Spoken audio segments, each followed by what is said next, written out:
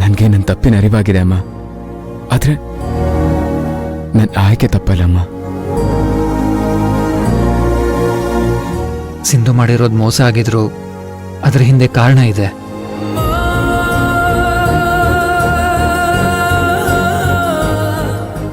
ನಾವು ನಮ್ಮ ಹೆಂಡತಿರ ವಿಚಾರದಲ್ಲಿ ಆತರ ಪಟ್ಟಿರಬಹುದು. ಹಾಗಂತ ನಿನ್ನ ಮಾತನ್ನ ಮೀರಿ ನಡೆಯೋ ಉದ್ದೇಶ ನಮ್ಗಿಲ್ಲಮ್ಮ. ನಿಂಗೇನಾದ್ರೂ ಆದ್ರೆ ತಡ್ಕೊಳ್ಳೋ ಶಕ್ತಿ ನನ್ಗಿಲ್ಲ.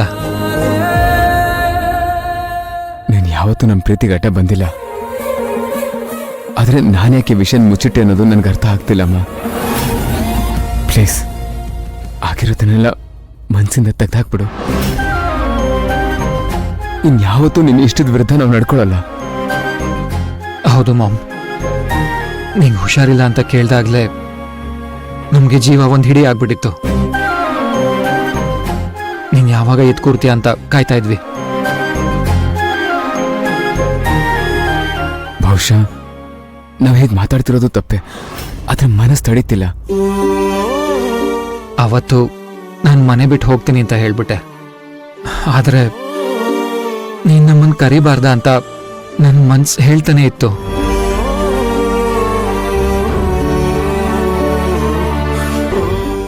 ಆಗ್ಲೂ ನಮ್ಗೆ ಚಿಕ್ಕವರಾಗಿ ಸೋಲೋದಕ್ಕೆ ಮನ್ಸು ಒಪ್ತಾನೆ ಇರಲಿಲ್ಲ. ಆದ್ರೆ ನೀನ್ ನಮ್ಮನ್ನು ಕ್ಷಮಿಸಿ ದೊಡ್ಡವ್ರ ದೊಡ್ಡತನ ತೋರಿಸ್ಬಿಟ್ಟೆ.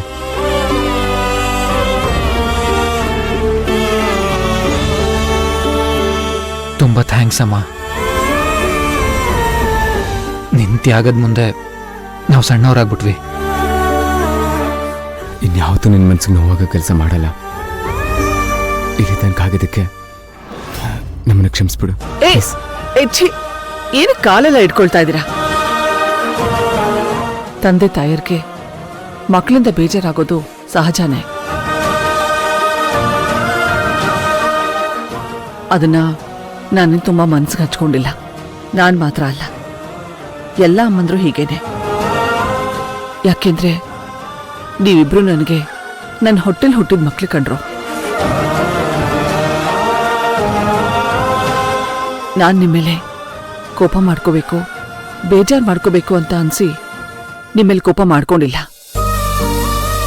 ನನ್ನ ಹೊಟ್ಟೆಲಿದ್ದು ನನ್ನ ಊಟನ, ನನ್ನ ರಕ್ತನ, ನನ್ನ ಉಸಿರನ್ನ, ನನ್ನ ಎದೆ ಬಡಿತನ ಹಂಚ್ಕೊಂಡಿದ್ ಮಕ್ಳೇ ನನ್ನನ್ನು ಅರ್ಥ ಮಾಡ್ಕೊಂಡಿಲ್ವಲ್ಲ ಅನ್ನೋ ಸಂಕಟಕ್ಕೆ ಹಾಗೆ ನಡ್ಕೊಂಡ್ಬಿಟ್ಟೆ. ದೊಡ್ಡೋಳಾಗಿ ನಿಮ್ಮ ಹತ್ರ ನಾನು ಚಿಕ್ಕವಳಾಗಿ ನಡ್ಕೊಂಡ್ಬಿಟ್ಟೆ. ಪ್ಲೀಸ್ ನೀವಿಬ್ರು ನನ್ನ ಕ್ಷಮಿಸ್ಬೇಕು.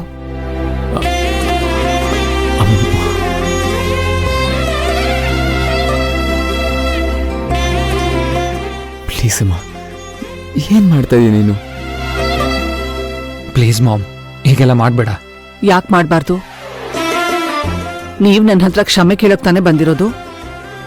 ಹಾಗೆ ನನ್ನ ಮಕ್ಕಳ ಹತ್ರ ನಾನು ಕ್ಷಮೆ ಕೇಳ್ತಾ ಇದ್ದೀನಿ ಅಷ್ಟೇ. ನಿಮಗ್ ಗೊತ್ತಾ, ಪ್ರಪಂಚದಲ್ಲಿ ತಾಯಿಗಿಂತ ಸ್ವಾರ್ಥಿ ಬೇರೆ ಯಾರೂ ಇಲ್ಲ. ಅದರಲ್ಲೂ ಮನೆಗೆ ಬರೋ ಸೊಸೆ ಮಕ್ಕಳನ್ನ ಚೆನ್ನಾಗಿ ನೋಡ್ಕೋತಿದ್ದಾಳೆ ಅನ್ನೋ ಧೈರ್ಯ ಕೊಟ್ಬಿಟ್ರೆ ಸಾಕು.